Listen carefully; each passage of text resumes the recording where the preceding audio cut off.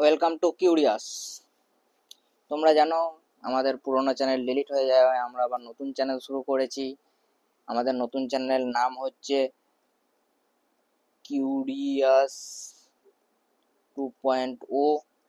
আর যদি আমরা যে যে পুরোনো দুটো ক্লাস হয়েছে আর আজকের ক্লাস বা যে কোনো ক্লাসের পিডিএফ পেতে গেলে আমাদের টেলিগ্রাম চ্যানেলে জয়েন করো। টেলিগ্রাম চ্যানেলের নাম হচ্ছে কিউরিয়াস। এই টেলিগ্রাম চ্যানেলে জয়েন করতে আমাদের প্রোফাইল থেকে লিংক আছে, সেই প্রোফাইলের থ্রুতে যেতে পারো বা টেলিগ্রামে সার্চ করেও দেখতে পারো। ঠিক আছে। আচ্ছা, আমাদের আগের ক্লাসে আমরা কি কি দেখেছি? আগের ক্লাসে আমরা দেখেছি যে কিভাবে মানুষ তার সমাজবদ্ধ হলো, সভ্যতা তৈরি হলো। আমাদের মনে আছে আমরা আগের ক্লাসে একটা দেখেছিলাম যে একটা কোনো এক ঐতিহাসিক বলেছিল যে আর্যরা আসার ফলে আমাদের সিন্ধু সভ্যতার পতন হয়েছে। সেই আর্যরা আজ থেকে কত বছর আগে এসেছিল জানো? 2000 থেকে 1500 বিসি আগে এসেছিল, মানে এই সময়সীমার সময়কে এসেছিল। কেউ প্রপার ডেট বলতে পারেনি, কারণ এখনো পর্যন্ত সিন্ধু সভ্যতা ইন্ডাস ভ্যালি সিভিলাইজেশনের লিপিকে পড়ে ওঠা সম্ভব হয়নি, কিন্তু একটা অনুমান করা যায় আর্যরা এই সময় এসেছিল। আর্যদের বাসস্থান কোথায় ছিল জানো? প্রথম এসে তারা কোথায় বাস করেছিল? আর্যদের বাসস্থান ছিল সপ্ত সিন্ধু। সপ্ত সিন্ধু নামে পরিচিত ছিল। সপ্ত সিন্ধু কাকে বলা হতো জানো? যেখানে সরস্বতী, সিন্ধু ও সিন্ধুর 5টি উপনদী উপকূল অঞ্চলকে সপ্ত সিন্ধু অঞ্চল বলা হতো। ঠিক আছে। এবারে অনেক ঐতিহাসিকের মতে দেখা গেছে যে অনেক সময়কালকে তারা বলেছেন যে এই সময়কালে এসেছেন বা এনারা এখানে বসবাস করতেন। ঠিক আছে। একটা ইংরেজ ঐতিহাসিক হচ্ছেন ম্যাক্স মুলার। ম্যাক্স মুলারের মতে তারা এসেছিল মধ্য এশিয়া থেকে। ঠিক আছে। আবার আমাদের বাল গঙ্গাধর তিলক, এনার মতে আর্যরা এসেছিল উত্তর মরু থেকে। ঠিক আছে। আবার আমাদের স্বামীজি মানে স্বামী বিবেকানন্দ বলে গেছেন যে তাদের আদি বাসভূমি ছিল এই ভারত। ঠিক আছে। তাহলে আর্যরা তিনজনের তিনটে মত। কোন মতটা? তিনজনের তিনটে মত।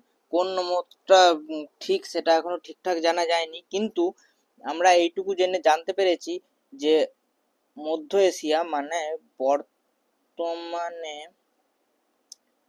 তুর্কিতে একটা লেখা পাওয়া গেছে যার নাম হচ্ছে বোঘাজকাই। কি নাম? বোঘাজকাই। একসাথেই বোঘাজকাই। এই লেখাতে 3-4টে ঠাকুরের মানে দেবতার আর নাম পাওয়া গেছে, যেমন ইন্দ্র, আবার যেমন বরুণ,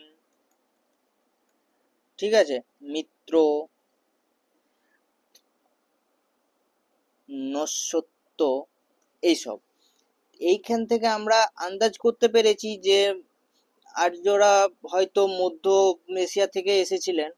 ঠিক আছে। এই বৈদিক যুগ, এই যে আমাদের বৈদিক যুগ, এই বৈদিক যুগকে দুই ভাগে ভাগ করা যায়।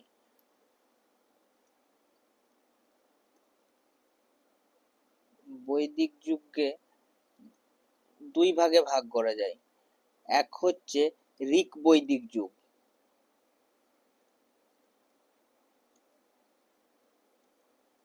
আরেক হচ্ছে পরবর্তী বৈদিক যুগ।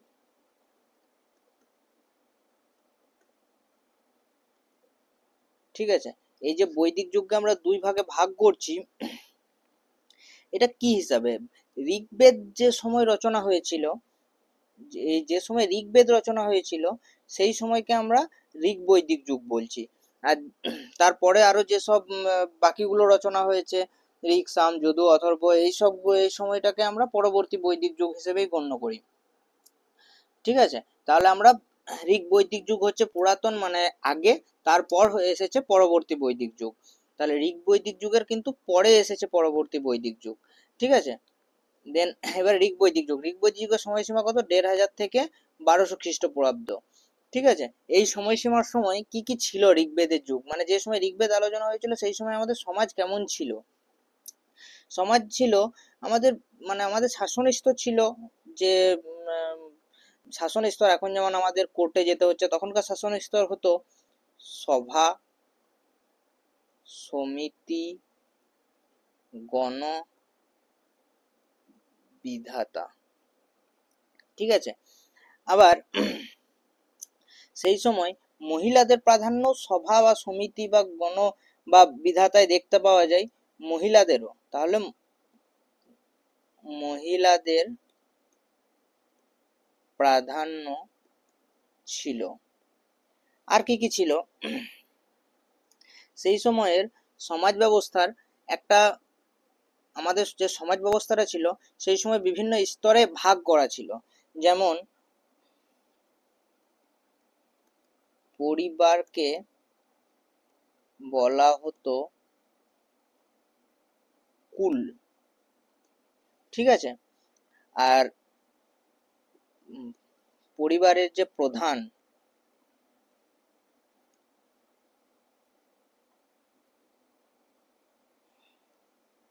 তাকে বলা হতো কুলোপা। ঠিক আছে, আবার কয়েকটি কুল নিয়ে গঠিত হতো গ্রাম, আর গ্রামের প্রধানকে বলা হতো গ্রামিনী। বোঝা গেছে? এইরকম ভাবে আবার কয়েকটি গ্রাম নিয়ে গঠিত হতো 20 বা বংশ। ঠিক আছে, আর এর প্রধানকে বলা হতো বিশপতি। কয়েকটি বিষ নিয়ে গঠিত হতো জন বা রাজ্য। ঠিক আছে, যার প্রধানকে রাজা বলা হতো, নর্মালি আমরা সবাই জানি। তাহলে আমরা কি কি দেখলাম? যে প্রথমে কি আসছে, সবচেয়ে ছোট হচ্ছিল কি, যেমন আমাদের একটা পরিবার বা ঘর, সেরকম তাদের বলা হতো কুল। কুল থেকে কুলের প্রধানকে বলা হতো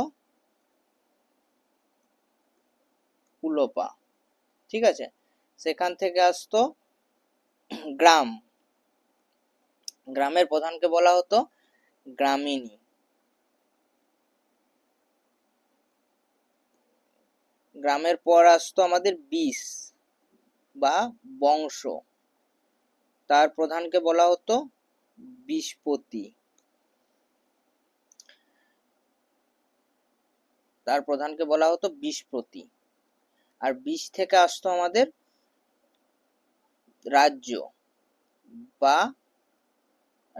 বা জন। এই জনকে বলা হতো, জনের রাজাকে রাজা বলা হতো।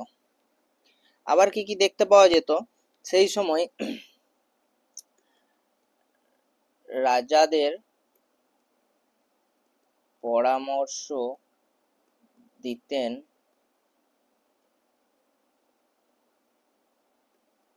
পুরোহিতরা। রাজাদের পরামর্শ কে দিতেন? পুরোহিতরা দিতেন। আর একজন দিতেন ও সেনানীরা। ঠিক আছে, তাহলে রাজাদের দু ধরনের লোক, যারা পরামর্শ দিতেন, এক দিতেন পুরোহিত, দ্বিতীয় দিতেন সেনানীরা। আবার কি সমাজের এই সময়কার সমাজ ব্যবস্থা কেমন ছিল? সমাজ ব্যবস্থা নর্মালি 3 ভাগে বিভক্ত ছিল। তাহলে সমাজ ব্যবস্থা কেমন ছিল? 3 ভাগে বিভক্ত ছিল। এক, পুরোহিত সম্প্রদায়,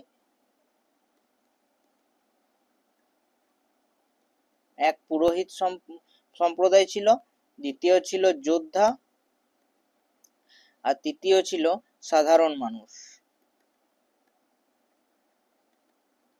ঠিক আছে, তখন 3 শ্রেণীতে বিভক্ত ছিল। আর মানে এ তো ধরো চলেছে প্রায় 300-400 বছর, 500 বছর ধরে। ঠিক আছে, এ তো প্রায় ধরো চলেছে তোমার 300 বছর ধরে। তো এই সময় শেষের দিকে আমরা শূদ্রেরও মানে বর্ণনা পাওয়া যায়। ঠিক আছে, শেষের দিকে শূদ্রেরও বর্ণনা পাওয়া যায়। বর্ণভেদের উল্লেখ কিন্তু পাওয়া গেছে এখান থেকে, বর্ণভেদের উল্লেখ পাওয়া গেছে। আর কি পাওয়া গেছে? দাস প্রথারও খুব ব্যাপকভাবে প্রচলন ছিল।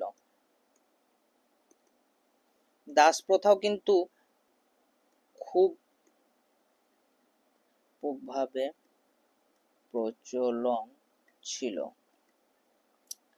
এইসব কথা মানে এইসব জিনিস দিয়ে এদের সমাজ ব্যবস্থা থেকে কি কি কি বুঝতে পারছি আমরা, যে এদের দাস প্রথা ছিল, সাধারণ মানুষ ছিল, শূদ্র শ্রেণীর উদ্ভব হয়েছিল।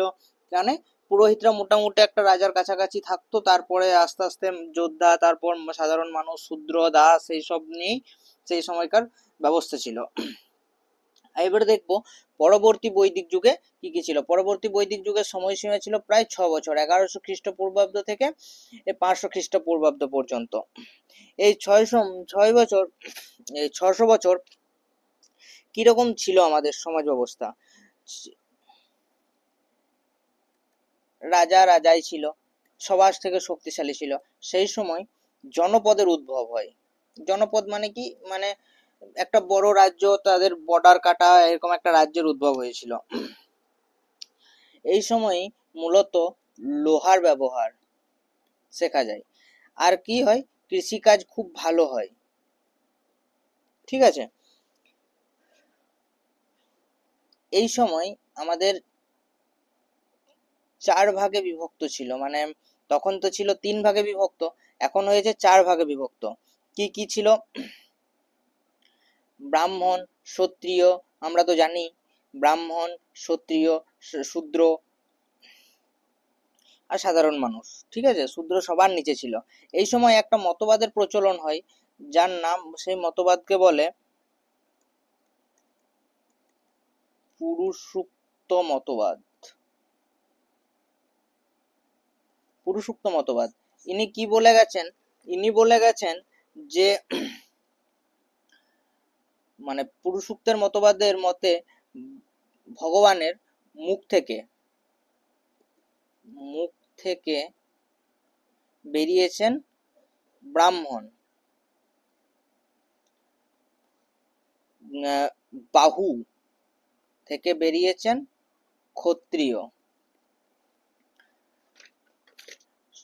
উরু থেকে বেরিয়েছেন বৈশ্য, আর পা থেকে বেরিয়েছেন শূদ্র।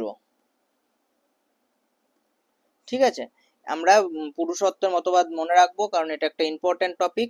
এই যে এই চারটের ইয়ে থেকে আমরা ধরি, তাই আমরা তার শূদ্রকে সবসময় নিচের ইয়েতে ফেলি। বৈশ্য যেমন যারা চাষবাস করে খায়, ক্ষত্রিয় যেমন যারা লড়াই করে, আর ব্রাহ্মণ ব্রাহ্মণ হয়। ঠিক আছে, আর কি দেখবো? সেই সময় না আশ্রমের প্রচলন হয়েছিল। মানুষ আশ্রমে পড়াশোনা করতে পছন্দ করত। মানে আশ্রমে পড়াশোনা হতো, তা আশ্রমে হতো। তাই সেই সময়ের জীবনকালকে আমরা 4 ভাগে ভাগ করেছি। একটা জীবনকালকে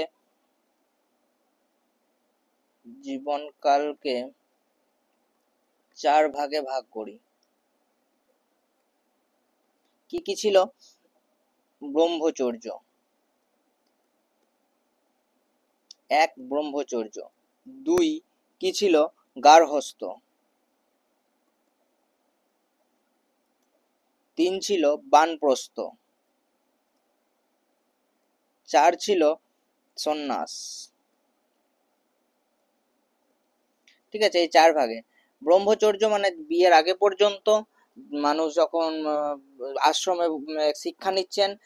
গার্হস্থ্য মানে হচ্ছে যে সময় আসে সংসার করছেন।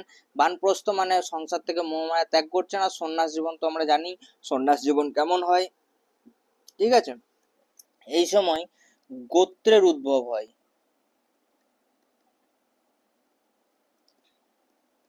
গোত্রের উদ্ভব হয়। ঠিক আছে, এই সময় আরেকটা হয় রাজসুই। রাজসুই ও নিচে লিখছি অশ্বমেধ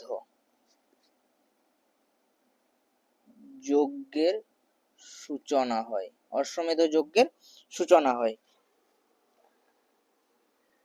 এই সময় একটা ইম্পর্টেন্ট হচ্ছে, আগে যেমন নারীরা সব জায়গায় অংশগ্রহণ করতে পেত, প্রাধান্য পেত, নারীর প্রাধান্য কমে যায়।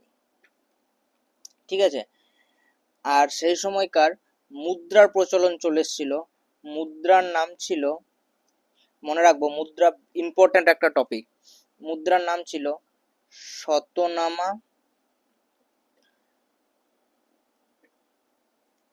কৃষ্ণাল। ঠিক আছে, এদের বেশিরভাগ চাষ হতো, মানে এদের চাষবাস দো ফসলি ছিল।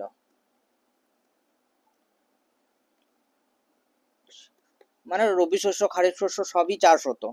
ঠিক আছে, আমরা এই পর্যন্ত পরবর্তী বৈদিক যুগ দেখলাম। এবার দেখবো বৈদিক যুগের সময় কি কি ঘটেছিল, কিরকম কি ওদের ভাষা ছিল। যেমন লাইক 10 রাজার যুদ্ধ।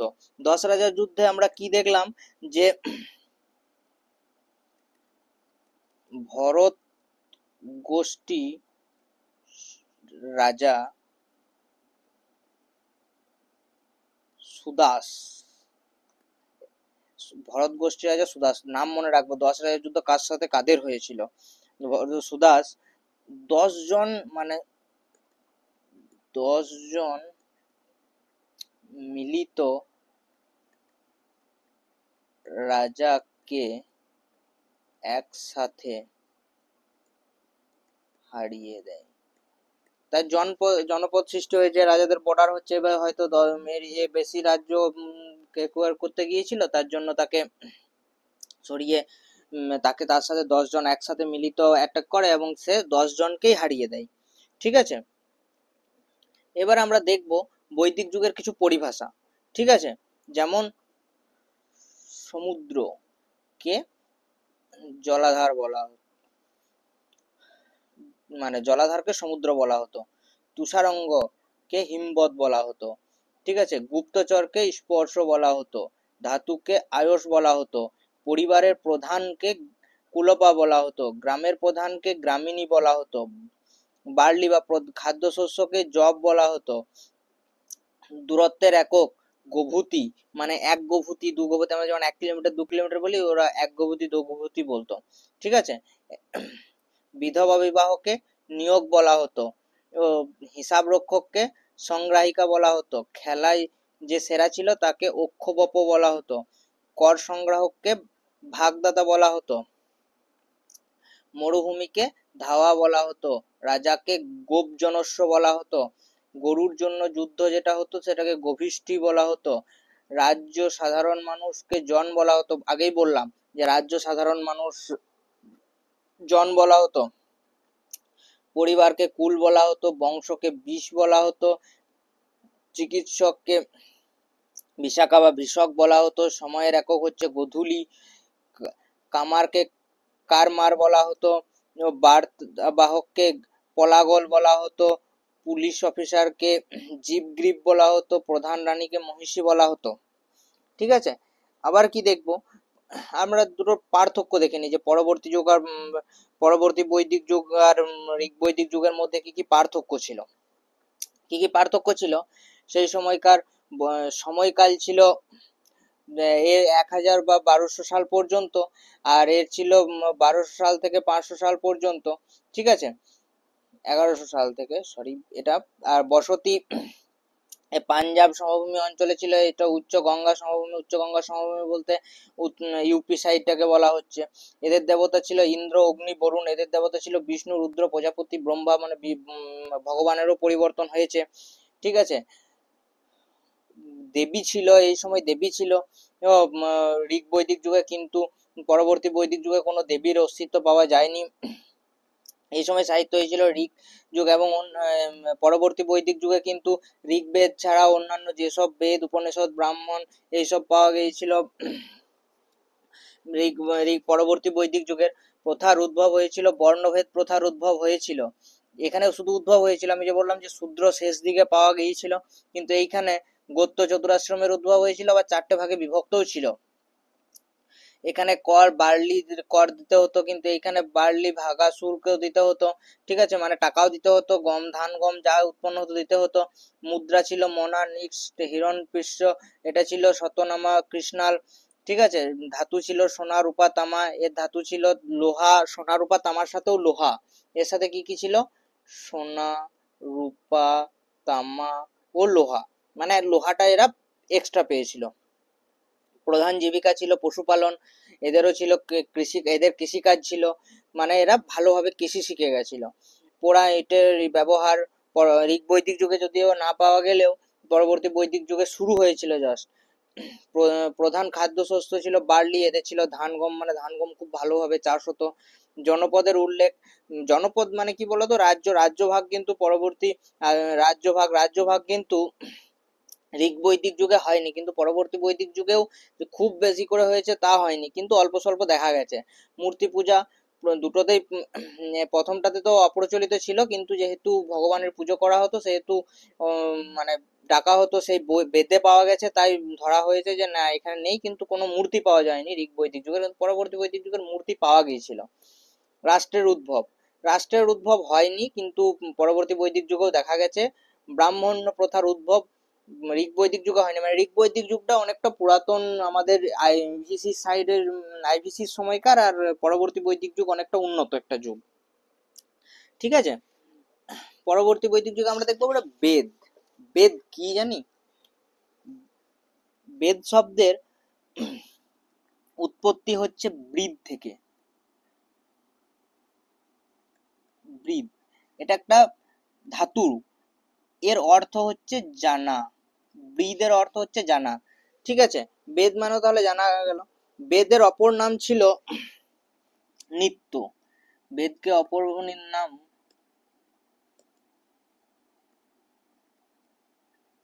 নৃত্য, সরি নিত্য স্পেলিং হবে, ঠিক আছে। ঋষিদের, মানে এই বেদে ঋষি বেদদের মন্ত্র লেখা ছিল, তাই এরা বেদকে ঋষিরা বলতো মন্ত্র দ্রষ্টা, মন্ত্র দ্রষ্টা বলা হতো, ঠিক আছে। ঋগ্বেদ আমরা জানি 4 রকমের বেদ আছে, সামবেদ, যজুর্বেদ, অথর্ববেদ। এই 4 রকম বেদ আছে, ঠিক আছে। তো এই তিনটে ঋক, সাম, যজু, অথর্বকে একসাথে ত্রয়ী বলা হতো। কি বলা হতো? ত্রয়ী। ঋক, সাম, যজুর্বেদকে একসাথে ত্রয়ী বলা হতো। এইবারে আমরা দেখে নেব যে আর একটা জিনিস বলে দিই, এই একটা ইম্পর্টেন্ট, বেদের ভাগকে, মানে বেদকে যেভাবে বিভক্ত করা হয়েছে সেই ভাগকে বলা হয় সংহিতাই। বোঝা গেছে? সংহিতাই। এবার আমরা দেখব যে ঋগ্বেদ, ঋগ্বেদে কি কি লেখা ছিল। ঋগ্বেদে ছিল মন্ত্র লেখা ছিল। ঋগ্বেদ মেনলি বেশিরভাগ মন্ত্র লেখা ছিল, ঠিক আছে। তাহলে কি মন্ত্র লেখা ছিল না, এখানে মোট মন্ত্র ছিল 1028 বা 1028টি। ঠিক আছে, এর ভাগ ছিল, যেমন শুধু 1028টি তো শুধু একটা ঠাকুরের উপর ছিল না, 250টি ছিল ইন্দ্রর, 200টি ছিল অগ্নিকে। ঠিক আছে, ঋগ্বেদকে 10টি মণ্ডলীতে বিভক্ত করা হয়েছে। তার মধ্যে সেকেন্ড অ্যান্ড সেভেন্থ এই দুটো হচ্ছে প্রাচীনতম, আর 1, 8, 9, 10 এই মণ্ডলী হচ্ছে পরবর্তী। বোঝা গেছে? পরবর্তী মানে মানে পরবর্তীকালে এটা লেখা হয়েছিল। সেকেন্ড অ্যান্ড সেভেন্থ কে বলা হয় পরিবার মণ্ডল।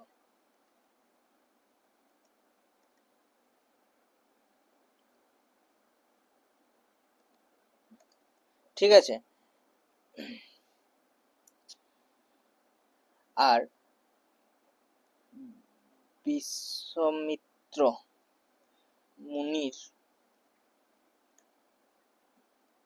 থার্ড মণ্ডলে গায়ত্রী মন্ত্র আছে। ঠিক আছে, গায়ত্রী মন্ত্র আছে। আর কি দেখবো,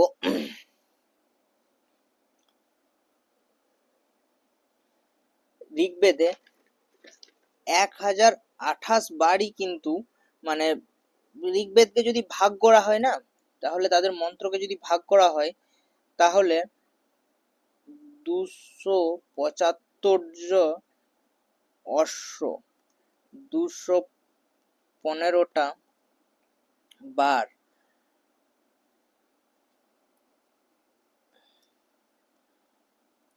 176টা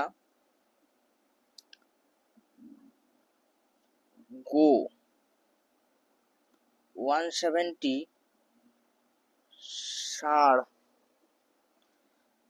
আর কি ষাঁড় বা বিধাতা প্রভৃতি, মানে এরকম করেই ভাগটা ছিল। ঠিক আছে, এবারে পরবর্তী বেদ দেখবো সামবেদ। সামবেদ ছিল মেনলি বিভিন্ন বিষয় ছিল এর, বিভিন্ন গানের সংকলন। ঠিক আছে, গানের সংকলন ছিল। এতে মোট মন্ত্র কটা ছিল? মোট মন্ত্র ছিল 1063টি। ঠিক আছে, ভারতের মানে গানের প্রথম পর্যায়ে একেই ধরা হয়। এই মন্ত্রগুলি, মানে এই যে গান, এই গানের মন্ত্রগুলি যজ্ঞের সময় গাওয়া হতো। ঠিক আছে, এই বেদে, আর আমরা তো জানি গানে বিভিন্ন রকমের রাগ ব্যবহার করা হয়, এই বেদে ধ্রুপদ রাগ ব্যবহার করে লেখা হয়েছিল এই বেদকে। ঠিক আছে, এবারে দেখে নেব যজুর্বেদ। বিষয় কি ছিল যজুর্বেদের? বিষয় ছিল যজ্ঞের নিয়ম কানুন। যজ্ঞের নিয়ম কানুন। যজুর্বেদের প্রথমে রাজসূয় ও তারপরে বাজপেয় যজ্ঞের উল্লেখ পাওয়া যায়। মানে আমাদের যজ্ঞকে যদি দুই ভাগে ভাগ করা যায়, প্রথমে হবে রাজসূয়, তারপর হবে বাজপেয়। ঠিক আছে, তারপরে হবে বাজপেয়। ঠিক আছে, এখানে কিন্তু শুধু যে মন্ত্র ছিল তা না, গদ্য সহ পদ্য এইসব দিয়েই উল্লেখ করা ছিল। এটা দুই ভাগে বিভক্ত। কি কি? কৃষ্ণ যজুর্বেদ,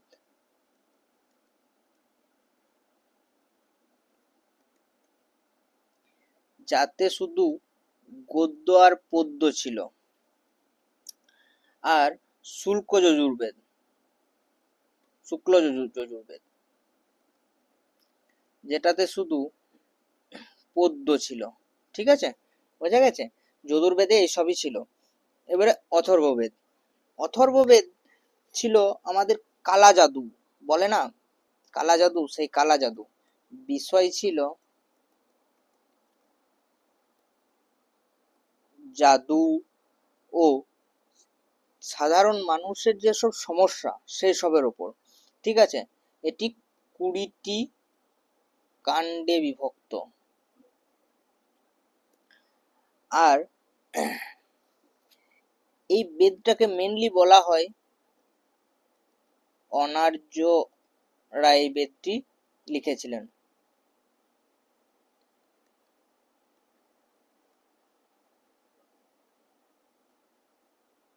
ঠিক আছে, এই বেদে মোট মন্ত্রের সংখ্যা 731টি, 731।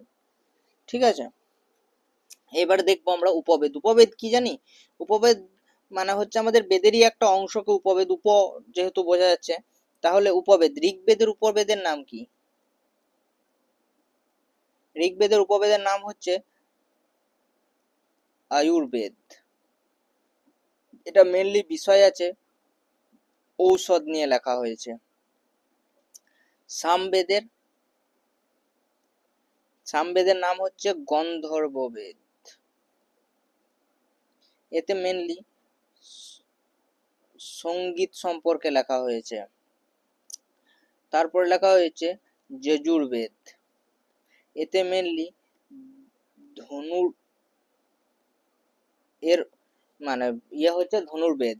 এতে মেনলি যুদ্ধবিদ্যা সম্পর্কে লেখা হয়েছে, মানে এটা একটা ভাগ। ঠিক আছে, আর অথর্ববেদ, এর উপবেদ হচ্ছে শিল্পবেদ। এতে মেনলি স্থাপত্যের উপর লেখা হয়েছে। মানে এটা একটা ভাগ জাস্ট, যে কি বেস করে সব জিনিস লেখা হয়েছে। সব জিনিস তো পুজো আজ্ঞা নিয়ে লেখা হয়েছেই, কিন্তু তার সাথেও কাকে প্রাধান্য দেওয়া হয়েছে সেইটার উপর বেস করে এটা হচ্ছে। বোঝা গেছে? পরবর্তী হচ্ছে ব্রাহ্মণ। কিছু কিছু বেদের সাথে কিছু কিছু ব্রাহ্মণের নাম পাওয়া যায়। ঠিক আছে, আর ব্রাহ্মণরা মেনলি একে বলতো যে ইয়েকে যে জ্ঞান মার্গ, জ্ঞান মার্গ। কেন বলতো না? এর থেকে প্রচুর জ্ঞান পাওয়া যেত, তাই বলা হতো জ্ঞান মার্গ। আর যে ঋগ্বেদের সাথে কিছু কিছু মানে ব্রাহ্মণ কোনো কোনো বেশিরভাগ আমাদের যে বেদগুলো আছে তার সাথে জড়িত আছে। কি হিসাবে জড়িত আছে না,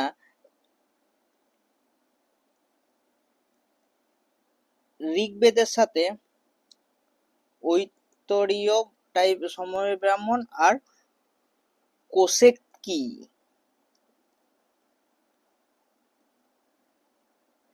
এই দু ধরনের ব্রাহ্মণের সমাধান পাওয়া যায়, মানে খোঁজ পাওয়া যায়।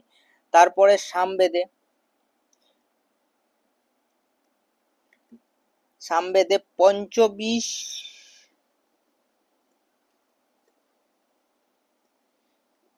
জামিনেয় আর তন্দ। ঠিক আছে, যজুর্বেদ, যজুর্বেদ এটাতে তৈত্রীয় আর কি শতপথ, আর কি অথর্ববেদ। অথর্ববেদকে শুধু এক ধরনেরই ব্রাহ্মণ করতো, যাকে বলা হতো গোপত। ঠিক আছে, গোপত। এই কজন মানে এই ধরনের ব্রাহ্মণ, ব্রাহ্মণদের অনেক ভাগ আছে, এই ধরনের ব্রাহ্মণদের সেখানে দেখতে পাওয়া যেত যে তারা এই সব কালচার বেশি করতো, এইসব নিয়ে। এরবারে আছে অরণ্যক।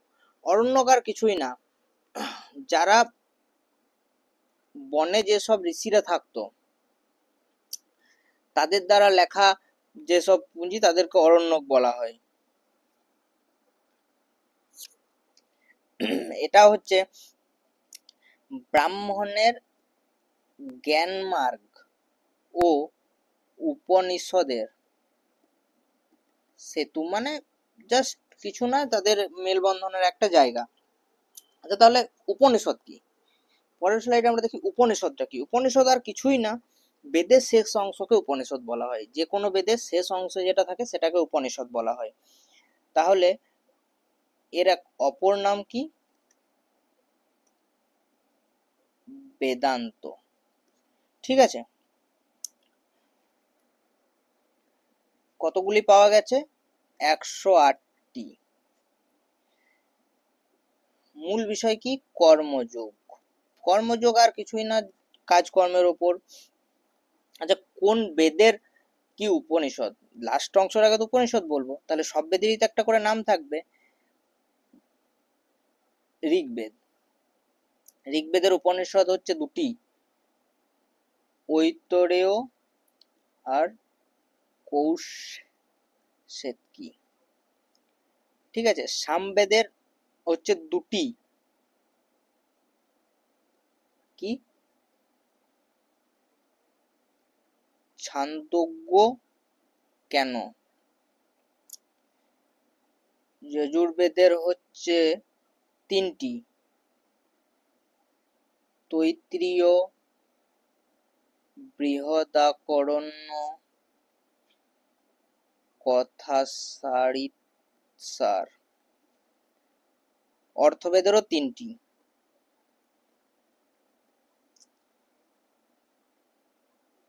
মুন্ডুক, মান্ডক্য, প্রশ্ন। ঠিক আছে,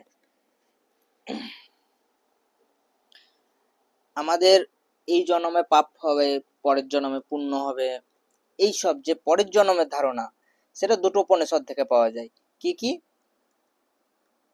বৃহদারণ্য ও ছান্দোগ্য। এই দুটো উপনিষদ থেকে পুনর্জন্মের কথা পাওয়া যায়। আরেকটা খুব ইম্পর্টেন্ট, ভিভিআই, সত্যমেব জয়তে। এই কথাটি নেওয়া হয়েছে মুন্ডুক উপনিষদ থেকে। কি উপনিষদ থেকে? মুন্ডুক। ঠিক আছে, এরপরে আছে ধর্মস্মৃতি ও শাস্ত্র। তাহলে ধর্মস্মৃতি ও শাস্ত্র মানে কি? মানে আমাদের হচ্ছে ধর্মের ওপর বেস করে, মানে যেগুলো ধর্মশাস্ত্র, যেগুলো ধর্মশাস্ত্র মানে কি? মহাভারত, রামায়ণ, এগুলো তো ধর্মশাস্ত্র না? এইগুলোর ওপর বেস করে যেসব বেদ বা জিনিস লেখা হয়েছে তাদেরকে বলা হয়। এর অপর নাম কি হচ্ছে? ধর্মশাস্ত্র। ঠিক আছে, যেমন রামায়ণ, মহাভারত। ধর্মশাস্ত্রের সেরকম কিছু, ধর্মশাস্ত্রের ভাগগুলো দেখবো। ধর্মশাস্ত্রের ভাগ হচ্ছে মহাভারত, রচয়িতাকে ব্যাসদেব, বেদব্যাস। ঠিক আছে, রচনার সময়কাল খ্রিস্টপূর্বাব্দ 4th শতাব্দী। পদ সংখ্যা কটি? 1 লাখ এর বেশি। ঠিক আছে, অপর নাম কি? এগুলো সব কিন্তু ইম্পর্টেন্ট, যেহেতু এক কথায় লিখছি সেহেতু কিন্তু সবই ইম্পর্টেন্ট। ঠিক আছে, আমরা সবাই মহাভারত জানি, মহাভারতে কি হয়েছিল, কৃষ্ণ কি যুদ্ধ করিয়েছিল, কৃষ্ণ নিজের রূপ দেখিয়েছিল, সবই জানি, কিন্তু এই জিনিসগুলো হচ্ছে আমাদের পরীক্ষার বেশে জানা। আমাদেরকে আসবে না যে কৃষ্ণ কাকে বিশ্বরূপ দেখিয়েছিল, বা আমাদের আসবে না যে ধৃতরাষ্ট্রে কটা ছেলে ছিল, কিন্তু আমাদের পরীক্ষাতে আসবে কি? কে রচনা করেছিল, রচনার সময়কাল কি, কটা পদ আছে, অপর নাম কি। তাহলে অপর নাম কি হচ্ছে? শতসহস্র সংহিতা। শতসহস্র সংহিতা। আর এর পর্ব কটি? 18টি। 18টি পর্বে এটি বিভক্ত। ঠিক আছে, রামায়ণ। রামায়ণ সবাই জানি কে লিখেছিল?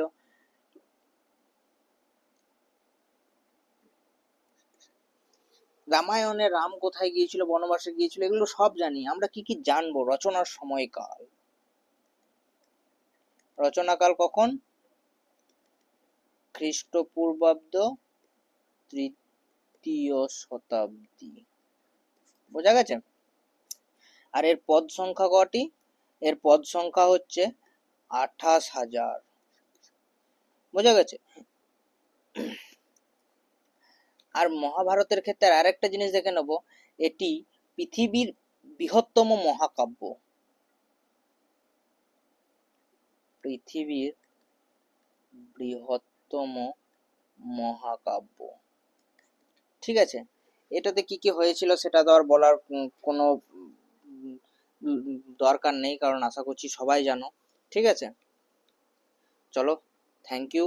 আমাদের যদি চ্যানেল সাবস্ক্রাইব করে নিও, কিউরিয়াস পয়েন্ট ও, আর লাইক করো, শেয়ার করো, দেখো যদি ভালো লাগে। আর যদি পিডিএফ এর দরকার পড়ে তাহলে টেলিগ্রাম চ্যানেল জয়েন করো, কিউরিয়াস। আমাদের চ্যানেলের প্রোফাইলে লিংক দেওয়া আছে, ডাইরেক্ট জয়েন করে নাও।